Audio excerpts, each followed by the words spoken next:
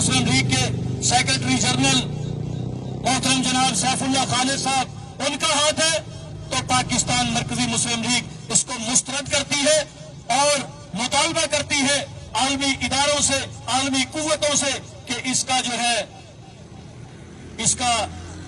है एक कमीशन बनाया जाए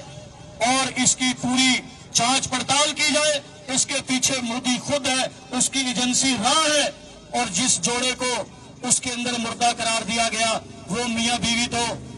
इंडिया के अंदर गुलछले उड़ाते हुए एक होटल के अंदर से गिरफ्तार हुए। खुद उनके मीडिया की रिपोर्ट है कि जिसको मोदी ने, उसकी सरकार ने कहा कि हमारे इतने बंदे मारे गए, फला फला मियां बीवी भी इसके अंदर मारा गया, वो मियां बीवी तो जिंदा है। इस सब से पता यह चलता है कि ये सारा कुछ मोदी का अपना किया कराया है पाकिस्तान को और पाकिस्तान की मजहबी और सियासी क़यादत को तनहा करने की एक